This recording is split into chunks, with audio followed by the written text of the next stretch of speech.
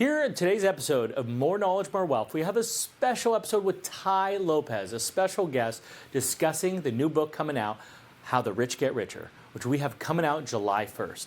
Now, we recorded this at the Beverly Hills mansion just a little while ago, and it's important on the concepts of what he's seen in successful people. It's funny how we've had different insights, and quite frankly, I just learned from that episode, he used to be a certified financial planner. And the important parts of that is him working with successful people and some of the traits that he's seen throughout his journey and helping successful people, rich people, get richer. So it's nice to see the two different angles. And we spent some time also talking about Tai Lopez himself. What's his why? And what's his key that he sees in success?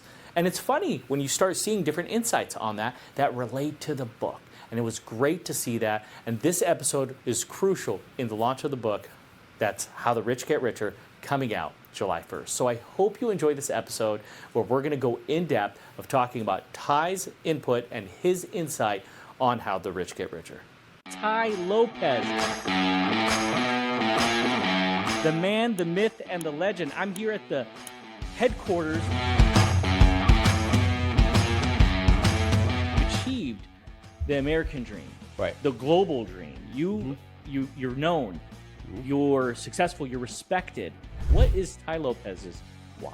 I think people are born with different whys. People are genetically born really liking money, and some aren't. You have these core competencies. Right. Like some people are really good at making money, they're bad at managing. Yes. Money. Or they're really good with an idea, but the execution is just not there. One thing that'll alleviate a lot of stress in your life is to realize in the global scheme of things, there is no such thing as success. All right, so we have the Tai Lopez, the man, the myth, and the legend. I'm here at the headquarters, the mansion. I mean, what a place, and welcome. Thanks for having me. Absolutely. I'm glad you're here, and I call it the mansion headquarters because I tell people a good house can be used for so many things. You can do parties, you can put your office there, you can do seminars in it. You can have family reunions in it. You can have a gym in it. So this place, is multi-use. Definite multi-use. I see it. The little I've seen of it, you're definitely working here. There's no doubt about that. If I could just convince my wife to do this, that's probably the biggest thing for me. She wouldn't do it? I don't think she would. No. I mean, this is a beautiful house. Yeah. I mean, so you need a full-on crew with this house to clean. I mean, this is it's over 25,000 square feet. So you got your job. You got your work. Well, you got like the West Wing is maybe for like the staff and things like that. Yeah, there is a whole maid's quarters downstairs that's separated off. So there's a couple thousand square feet just for two people, and then there's a guest house in the back. So you have almost 4,000 or 5,000 square feet that I usually have like 4 staff people staying at any given time, 4 to 5. Yeah. Well, you need it. It's an immaculate place. So congratulations. Thank you. And your road to this. I mean, here's the thing. I help. I'm going to keep it simple. I help the rich get richer. Yeah. That's what I do for a living. You help the aspiring want to become rich, and also the rich get even more richer. I mean, so I would love to kind of just hear just this journey that you're on. Yeah. And just the continuous success that you've had, and just the way you look at business, the way you look at life. I would just love to hear kind of just where you are or where you were, and just like this journey that you're on now. I think that would just be so interesting.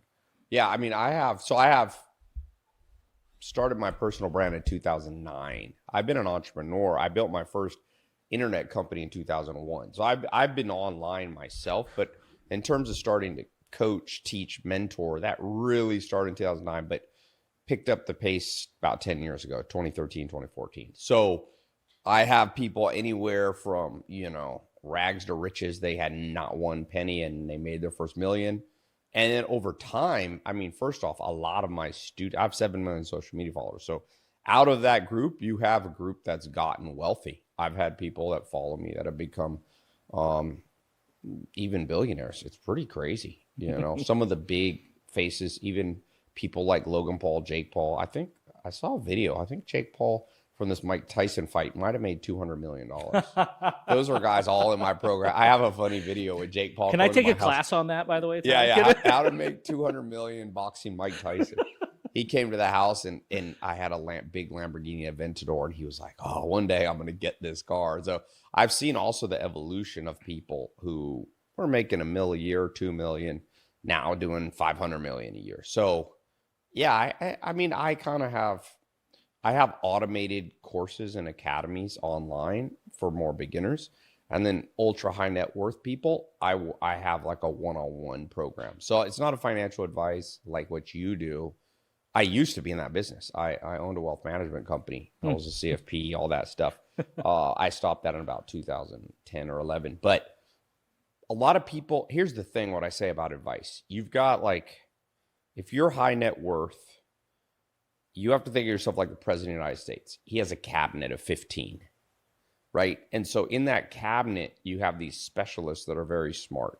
Department of, the Secretary of Treasury, the Secretary of Commerce, the Secretary of Transportation, all these people in the cabinet. Well, I tell people, once your net worth's more than $10 million, you got to start treating yourself like a king. I tell some people, man, you're a king and you're still living by the rules of the masses. It's not going to work. I had a private client yesterday call. He's 22. Launched a business 2 years ago. He made 0 on his tax return. This year he did 300 million gross with 40 million profit. And he's a 1/3 partner. So he's paying himself about 10 million a year.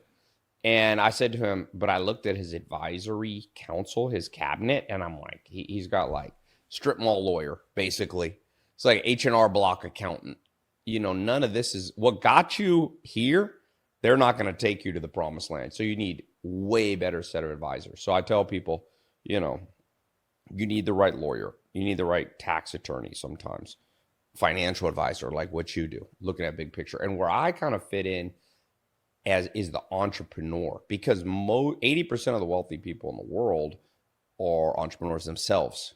Right. So you need like an entrepreneur in the fit, because sometimes these guys are asking questions that maybe lawyers like to say no.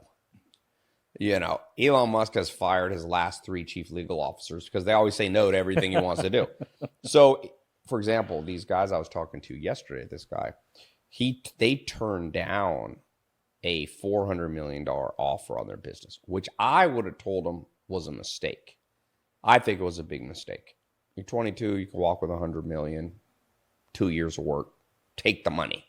Right. So, and you can always keep schmuck insurance in the business. So I think he didn't have the right advisors. So I kind of fit in there as like a strategy, second opinion.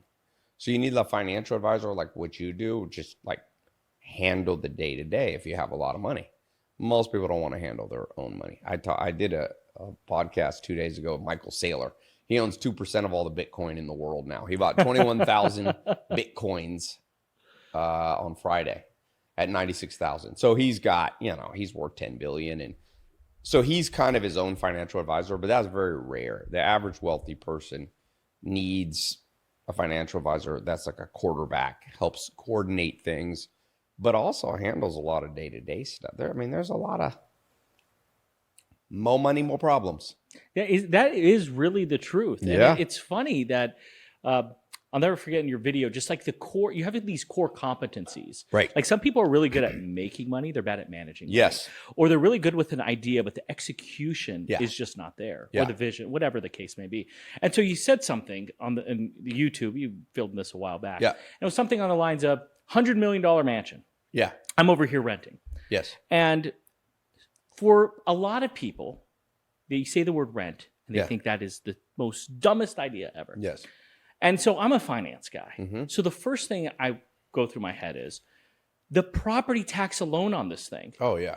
is like, and West LA in general is just a unique Yes. real estate. You can have a $10 million house and rent it for, $10,000 a month. It's just bizarre. And the property tax on a $10 million house is Yes. $10,000 a month if you were to Yes. buy it. It just makes no sense in the world. Yes. And oh, by the way, you get to write it off using it for work. Yes. It's just, I'll just say, you can't afford to buy it. Yeah. Because you're too smart. Yeah. So it's just Yeah. funny how just things in your brain, you just, maybe because of experience, Yeah. but you just get. And so how much of just that practicality, Yeah. changing people's mindset, no, I can never rent. Right. like, how much of that is there a combative piece to? Oh yeah, I mean, I posted a video. I was like, "Why lease this mansion for 3 years versus buy?" And I gave like 9 different reasons. You get hater videos and people, and you know, it's kind of like the old spiritual saying, "Forgive them, for they know not what they say." When I watch the hater video, I'm like, "This guy's just never had money, so of course he's not going to know."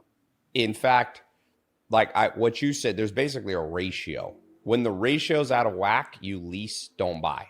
When the ratio's in your favor, you buy. And so I buy farmland. I always say, do you think you're smarter than Bill Gates and Jeff Bezos when it comes to money? They buy up farmland. That's their big thing.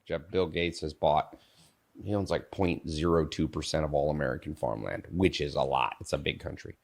And why has he been going there? It's been a great risk-adjusted return. If you risk adjust, it's almost the best performing asset in 40 years in terms of volatility. So for me, I buy farms. I don't lease farms at all.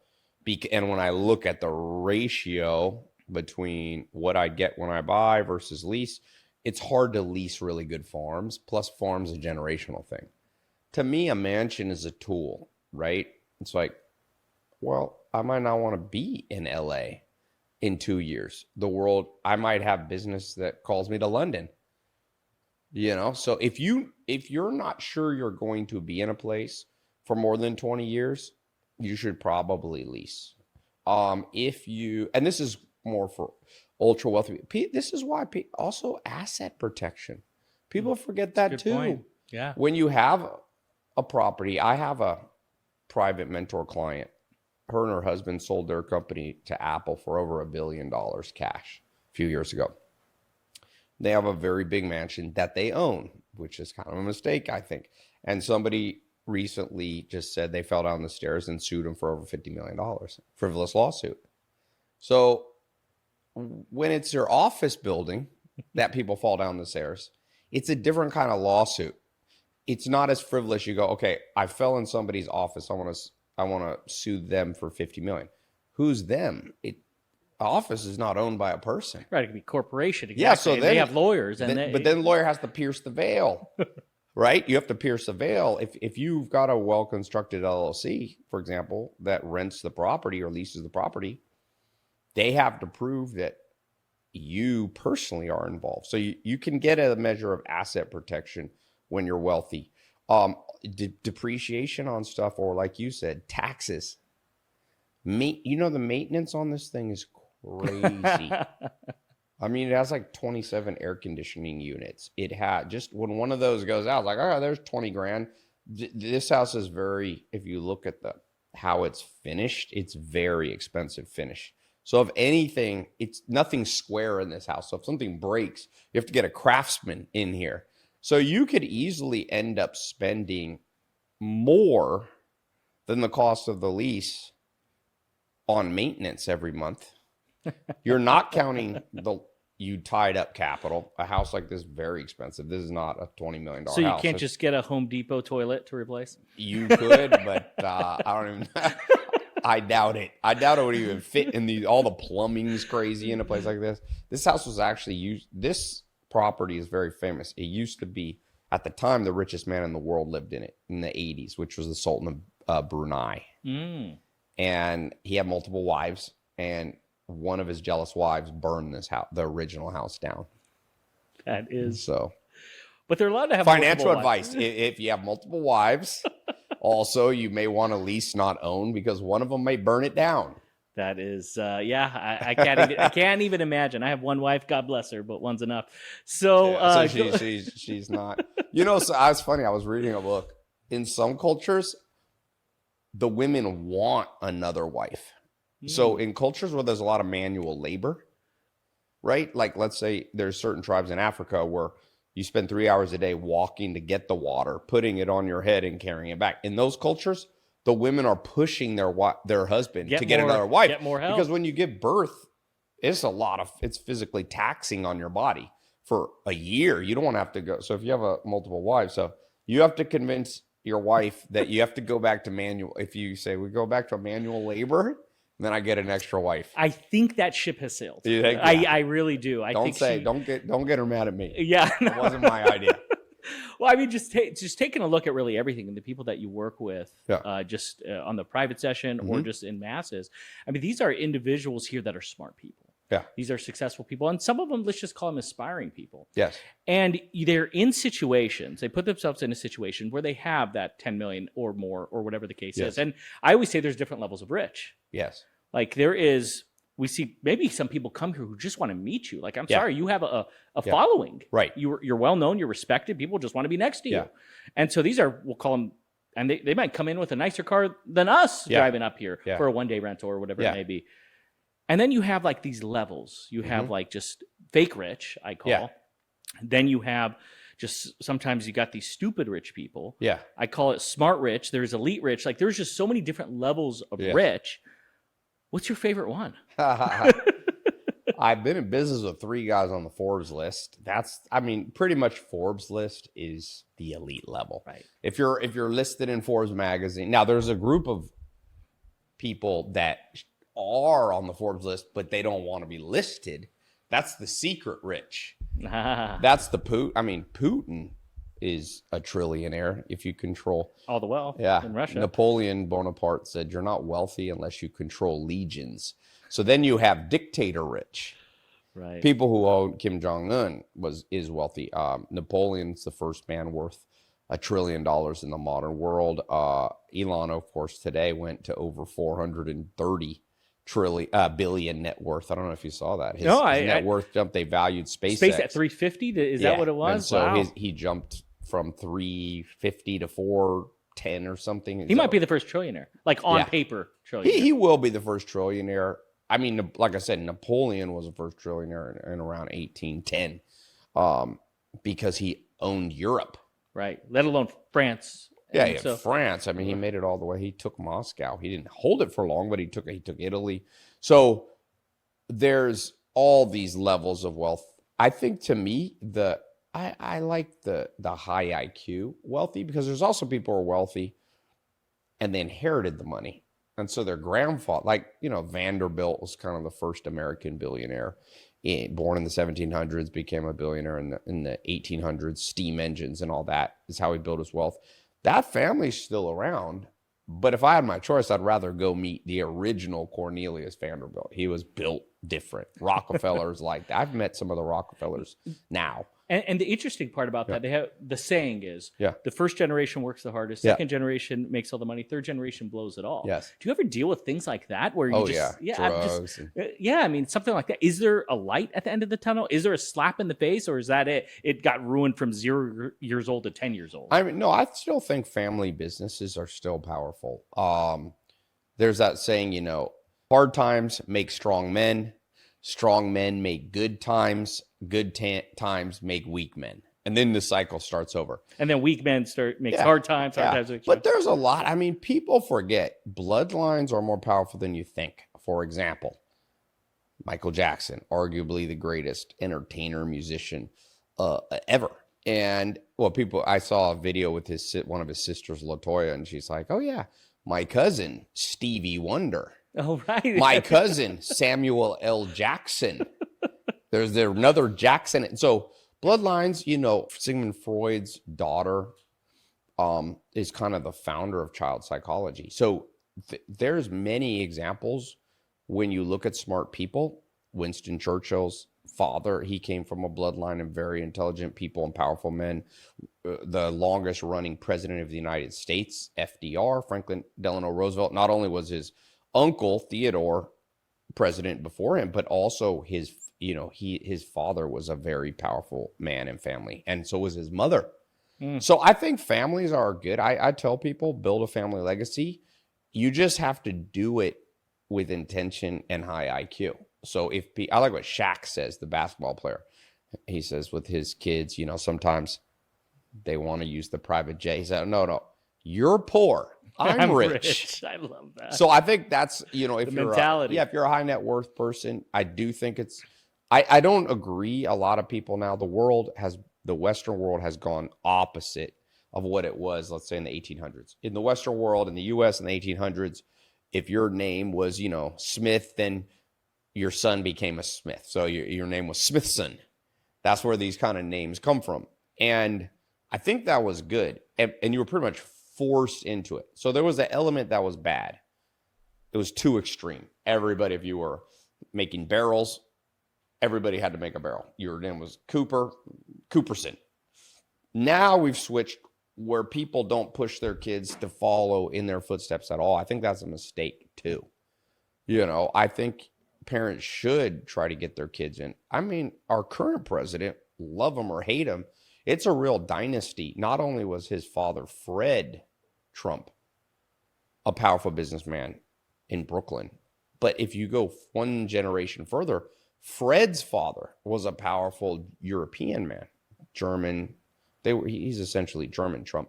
And so Trump probably wouldn't be where he was. I mean, even Trump would probably agree if he didn't have that family legacy. That doesn't diminish what Trump did. Absolutely. He just took the torch. But he also got the genetics. The genetics is there. People don't like to talk about genetics, but IQ is IQ is equally heritable as height. So you inherit your IQ about the same measure. It's like 0.7 heritability. So in a group of 1,000 people, 70% of their height is attributable to their parents. And IQ is the same. It's funny. I wrote this book Yes. called How the Rich Get Richer. Yes. And so I thought, no perfect person to talk to than you about it. And so we've been talking a lot about different types of rich. We've been talking about different types of just the mentality of certain wealthy people. Yes. I would just love your input. I gave you kind of a precursor to the book. I would love just kind of your input and insight, just in general, kind of some of the core concepts that we've been talking about right now. Just any additional items just about kind of the comparing how the rich get richer of just continuing to enhance that. So the way I'd answer that is simple. I would say like 3 core principles that I think, by the way, is important if you're listening and you're poor, middle class, wealthy, or ultra wealthy. I think I try to look for like universal things. One thing that I tell people for sure, health is wealth, that old cliche. Another way to put it is Steve Jobs said he didn't want to be the richest man in the graveyard, but he ended up the richest man in the graveyard because he didn't get into health. And so I tell people, when you're making money, in 2015, I went on a journey, and I spent now probably over $1.5 million on every biohacker, every doctor, every test, every stem cell thing. And so whether you're poor or rich, don't forget, money loses all utility when you aren't healthy or you're dead. And so Steve Jobs finally built the first $1 trillion company, but he wasn't there to enjoy it. He was dead. Yeah. And he had really strange food habits. If you read his famous autobiography, he, for example, for 1 year would eat like 20, 30 bananas a day. This is not, you ask any doctor, everything in moderation. It's just too much sugar. And then he ate only lemongrass soup for a year. He'd have lemongrass soup and bananas. So if you're somebody who's made money, making money, ultra wealthy or not, use a percentile of your wealth. I like to use percentages because then you don't get lazy with it. So let's say your free cash flow, if you're ultra wealthy, is $1 million a month, let's just say. Set aside 1% to extra focus on your health. That's not that much. If you make $1 million, 10 grand a month to having a private MD, a concierge MD. Once a quarter, try some new biohacking thing a doctor recommends. Whether it's, a stem cell, whether it's red light therapy, just try a lot of things for your health. So that's number one, and that applies rich or poor. Number 2,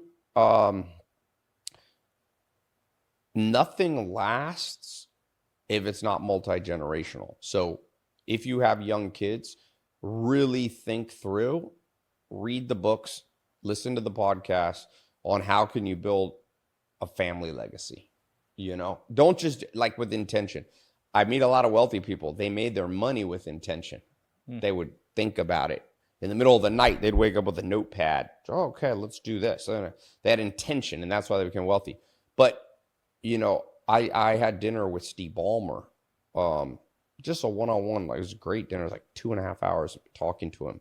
At that time, he was worth 47 billion. Now he's worth about 140. He's a large shareholder of Microsoft. Microsoft has done well. He owns like 5% of Microsoft at 3 trillion. And, he told me he had intention with his children. He used, I always think it's cool. He's like, I used Excel to make sure I spent enough time with my son, to make sure I went to enough of his football games. Interestingly, he also created Excel.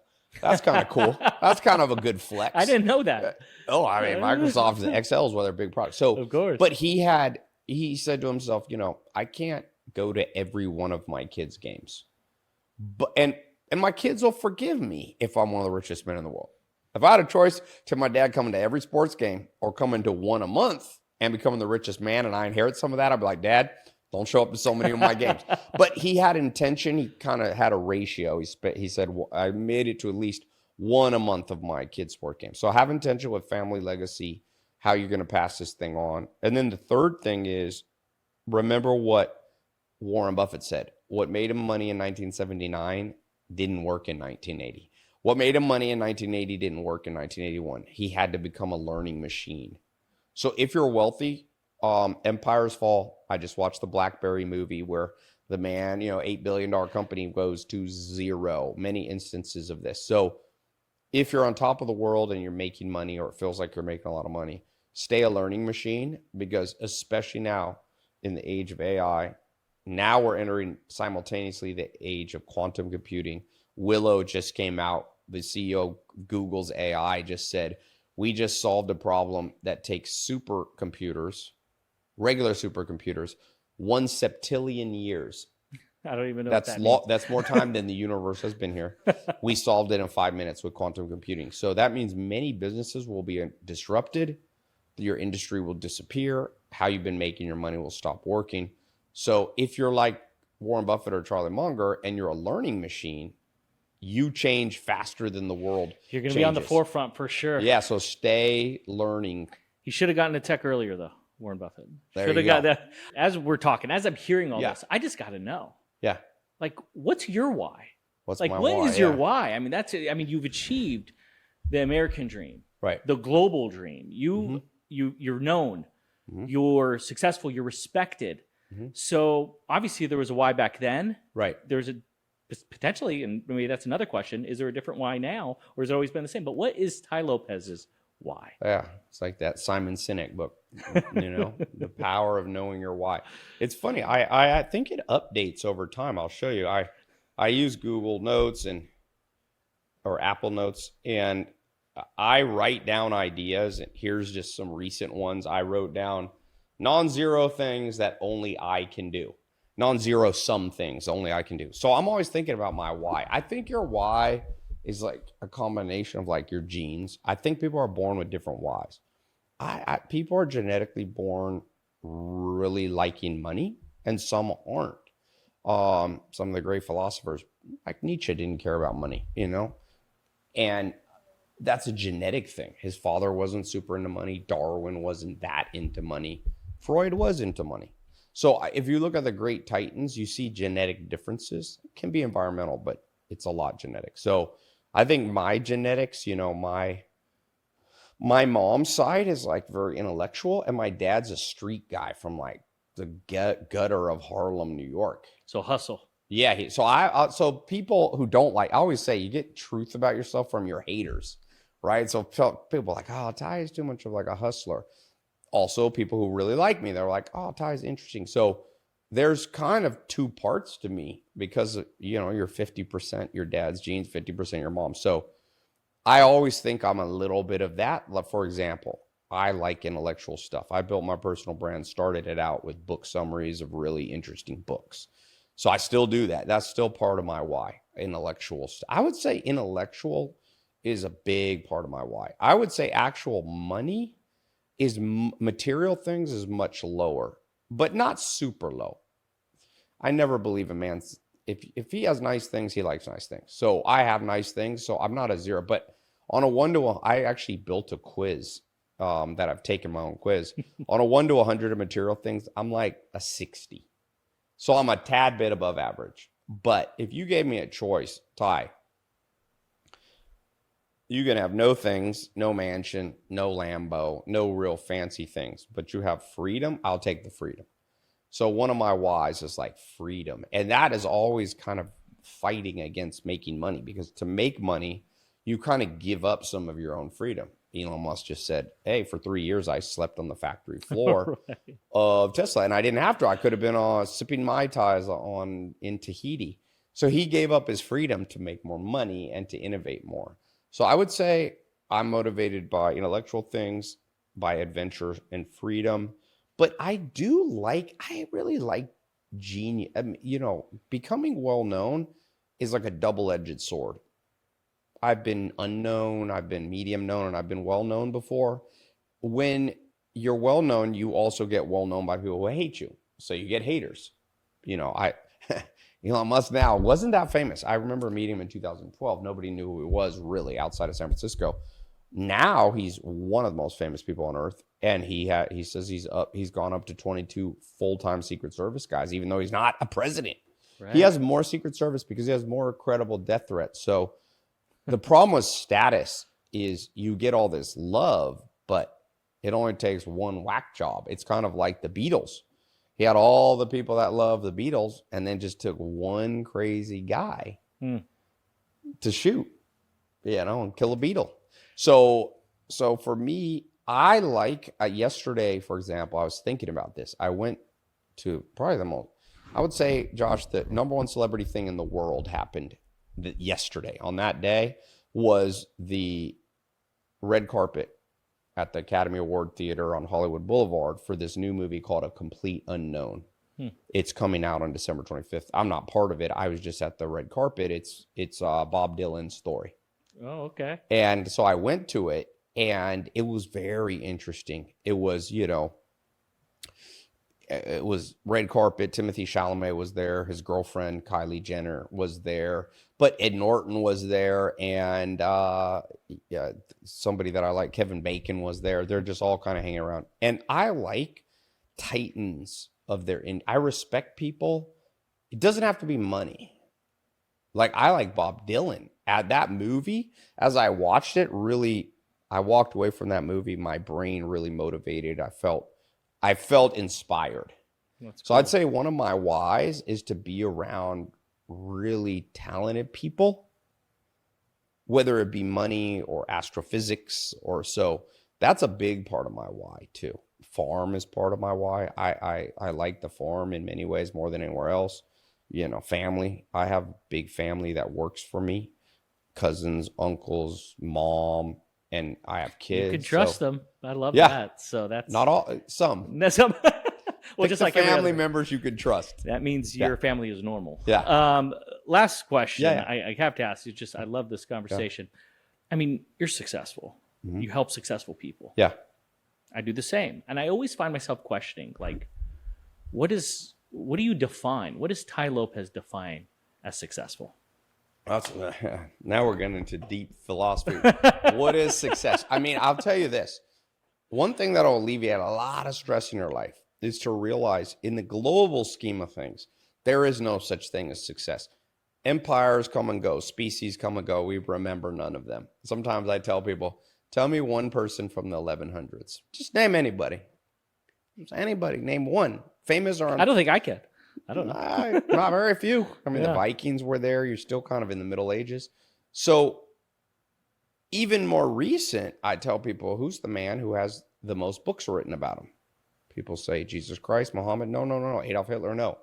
Napoleon Bonaparte. The man who influenced the world more than anything. The modern world democracy really came out of France, right? And Napoleon was the champion of democracy.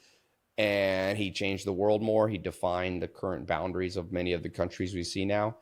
If I say Napoleon to people in Hollywood, they think Napoleon Bonaparte. Dynamite. Dynamite, right, of course. So the point is, and when you say Napoleon to most people who know who he is, they say, oh, short man syndrome. So you could be the most powerful conqueror. Statistically, he's the greatest conqueror. He had 62 major battles. He won like 55 of them. Nobody's ever done. Alexander the Great had 6 major battles. And so... take some stress off yourself of just knowing that, like, when you're at your lowest, I tell people, don't be too depressed. And when at your highest, don't be too cocky, because in the global scheme of things, nobody remembers you. It was funny. There were some big actors there. I won't say on camera. There are some actors that 10 years ago, 15 years ago, 20 years ago were on top of their game. Nobody was even talking to them. Now it's Timothy Chalamet. Now he's I went with somebody and I was like, oh, Ed Norton's here. They're like, who? They didn't know the person. It's been a while with me. You're right. I'm going, you don't know who Ed Norton is? He's a legend. I mean, Ed Norton made, first off, they hardly know Kevin Spacey is. His wife, Kyrie Cedric or whatever, she was on top of the world too. So fame just comes and goes. So to me, success is probably early in life figuring out your genetics, because like I said, as you notice, I'm much more into genetics than most people. Figuring out your genetic boundaries, right? What you can be, what interests you, what makes you happy. It's not so much societal as it is genetic. Number two, figuring out one thing that you have competitive advantage on that gets you that. So let's say what drives you is material things. 25% of the world is driven by literal just money. Okay, if that's your thing, that's in your genes. I have a friend who's Persian. I always tell him, Persian Empire people have been going after things, gold for a long time. I said, just embrace it. Who cares? And, because he told me at one point, he's like, I only care about being the richest man in the world. I'm like, I'm not going to shame you. Just in the genes, man. Nebuchadnezzar, all these people going back have been fighting Darius, Xerxes, all this Middle Eastern warfare over money is many millennia old. But I said, okay, what's one thing you have competitive advantage? So you got to go deep down the competitive advantage game, because I see people forgetting that. People go, oh, AI is going to be big. I'll jump into AI. Yeah, but why should you be in it?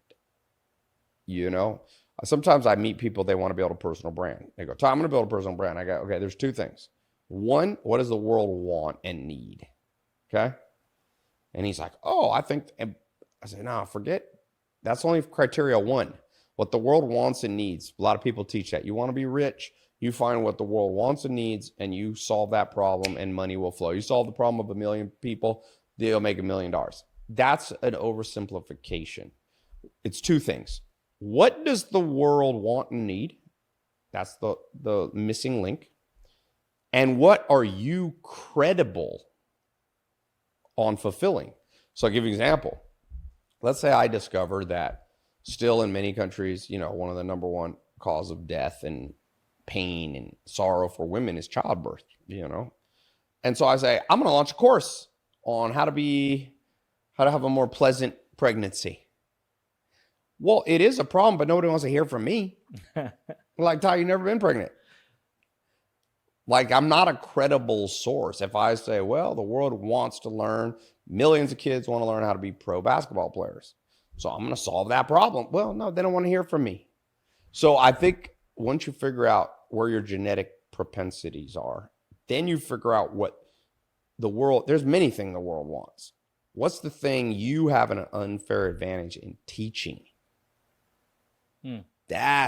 Or bringing. Elon Musk definitely has an unfair advantage on tech things. He's a tech guy. He's an innovator. He said, if you read the biography that came out recently by Ashley Vance or whatever, he started thinking and mapping out building rocket ships at 6.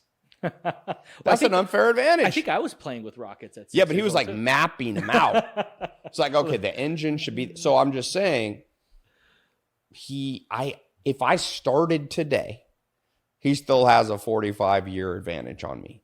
So let me not try to play that game. Play games that you can win. And right. So, well said. Absolutely. The people that get wealthy play games they can win. I only pick a fight with the smallest person at the bar. There you go. The only person I'm going to be able to beat. And so, that's exactly right. I only get in arguments. I tell my wife this all the time, that I know I can win. Play basketball with midgets. That's what I tell people. That's next episode, by the way. Next episode, we're having Wolf of Wall Street. Jordan Belfort came on my podcast, The Real Wolf of Wall Street. And he's like, yeah, man, I used to incentivize with hookers and blow for my sales guys, whoever sold the most. And we'd have midgets being tossed around. I said, You should make a movie about that. And there we are. We'll there see we where go. that leads. So well, we end with midgets being thrown around. Well, Tai, this has been fantastic. I just love learning about you. I mean, my goodness, look at the empire that you build. And more importantly, you have such a unique take on how the rich get richer and just your overall brand. And more importantly, we deal with the same type of people. Yeah. And I think the people listening to the show, the people that get to learn from you, I think it's just fantastic synergies. Thank you so much for joining More Knowledge. Thanks for having me on. Absolutely. I appreciate it. Beautiful house.